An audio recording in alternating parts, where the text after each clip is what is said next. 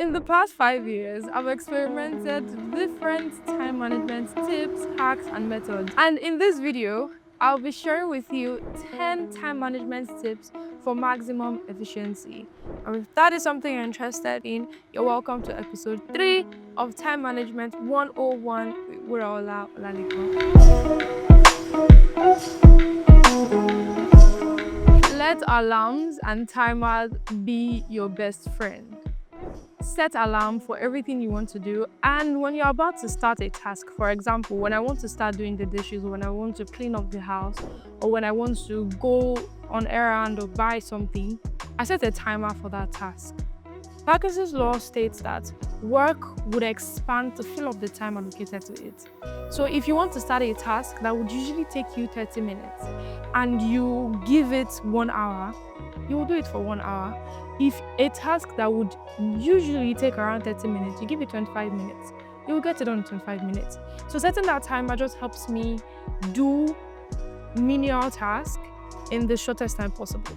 Because when I'm conscious that a timer is running and I want to beat the timer, I want to finish that task before the timer runs out, I'll focus on it well enough to get it done. Because if not, you would see that a task that should usually take you 30 minutes is taking you 1 hour, 30 minutes unnecessarily. And you can't really explain where all that time is going. So incorporate using timers to set realistic deadline for your task. Add everything to your Google Calendar. Yes, every single thing, every single commitment, every single engagement, that meeting you have, that conversation you want to have, add it to your Google Calendar and set reminders. When you miss somebody's birthday, but you've taken note of their birthday, add it to your Google Calendar and set a reminder ahead of next year. Important meetings, anything at all that you want to do, add it to your Google Calendar. It gives you a sense of commitment to something, and it also ensures that you don't forget, especially if you're getting reminders on your Google Calendar. If you want a step-by-step process on how to set up Google Calendar to design your ideal week, I went into detail in that in this video, and it will be linked in the description, so do check it out after this video, okay? Plan tomorrow the night before. When you intentionally plan each day the night before, you make the decision to commit to the necessary things that you have to commit to each day. And when you wake up with clarity on what you're supposed to do, and you don't just emerge into the day with uncertainty, and then that uncertainty makes it easy for you to waste time on unnecessary tasks. So the night before, take your pen and your notebook and write out what you want to do the night before, then incorporate it into your Google Calendar. Or you just go into your Google Calendar and incorporate it straight up what you want to do the next day. Batch similar tasks together. For example, when I want to do a deep cleaning of the house, I don't first sweep, then eat, then come back and mop, then work on my laptop, then come back and wipe the desk.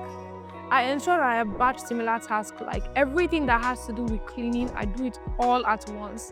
That way, I'm able to set a timer to finish everything related to cleaning in 1 hour, as opposed to leaving it, going to do something, and a task that would usually take me 1 hour will take me longer because I'm just stepping out of one thing and getting into another. So look at your day and look at tasks that are similar that you can either do sitting, standing, at a point you're going somewhere. For example, we do this mentally as well. When we go out and we are coming back inside, we buy everything we will need to prepare a meal. We don't go out, buy egg, then come back, then go out, buy oil, then come back. So batch similar tasks together. That way, it takes you less time to focus and get it done. Pay yourself first. Yes, pay yourself first with your time. When you wake up, don't go ahead giving your time to people. Use the first few hours of your day for yourself, investing in yourself. Ensure that the activities you give yourself to in the first few minutes or hours of your day are for you, are for your well-being. Because if you're constantly giving out to people, you don't wake up and then go into work straight. Take care of yourself. Have a relationship with God. Take care of yourself mentally, emotionally, spiritually.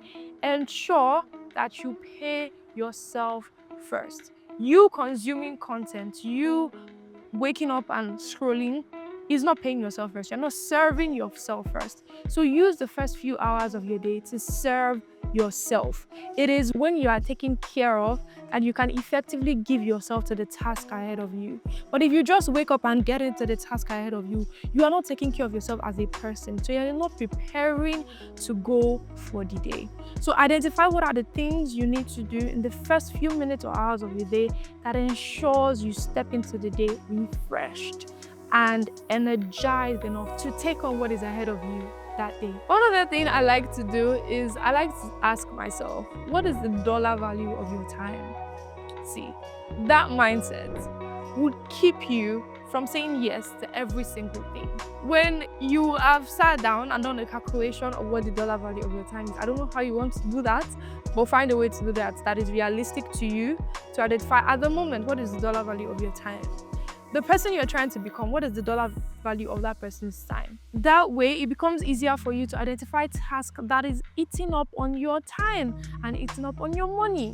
For example, when I was in school, there are distances that are trackable. You can walk certain distances. But it will cost you just 100 naira to take a bike, to take transport. And I used to ask myself, the time it's going to take me, for example, let's say it's a 15-minute walk from campus to my house. If I take a bike, I would get to my house in like 5 minutes. What could I have done in that 10 minutes?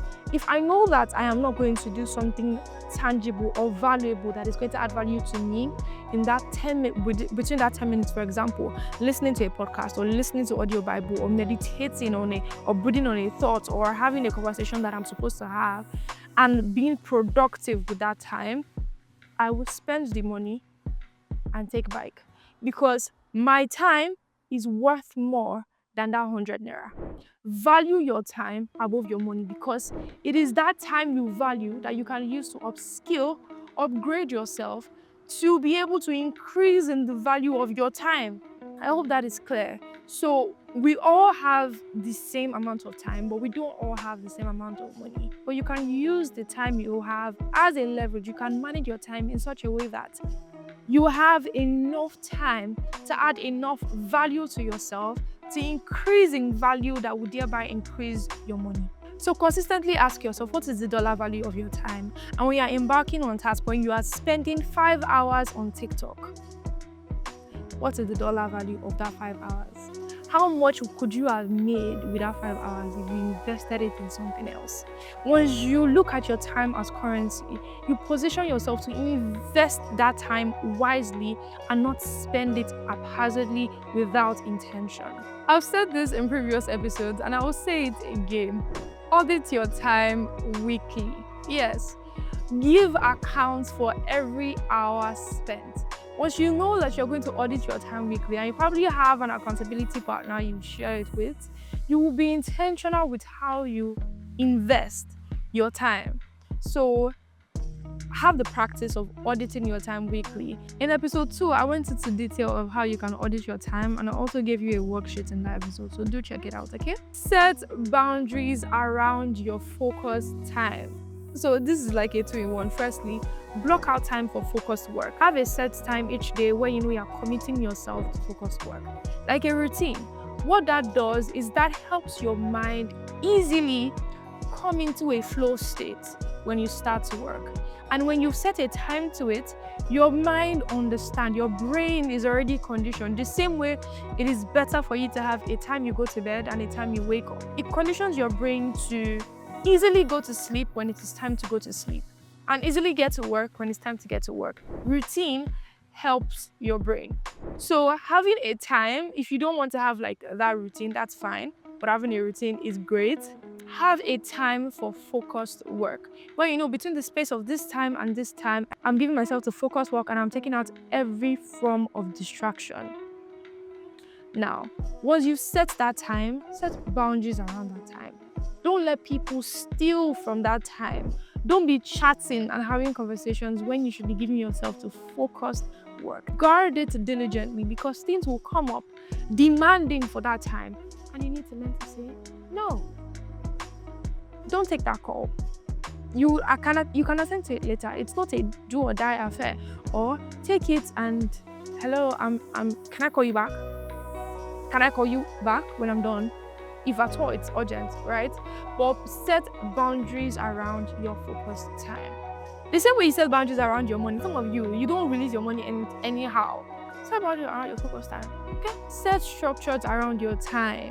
Yeah, and in this series, I have been sharing with you practical ways you can set structures around your time. So if you missed an episode, do catch up on it so you are well informed on how to design your ideal life and manage it effectively.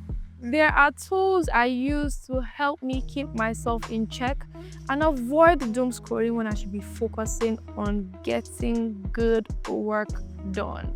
And in the next episode, I'll be sharing with you those tools. Every tool I use, I'll be letting you in on it. So if there's something you're looking out for, hurry and subscribe so you're the first to know as soon as it drops. Now, instead of implementing all these tips at once and making such a drastic change in your life that you're not able to keep up with, start small.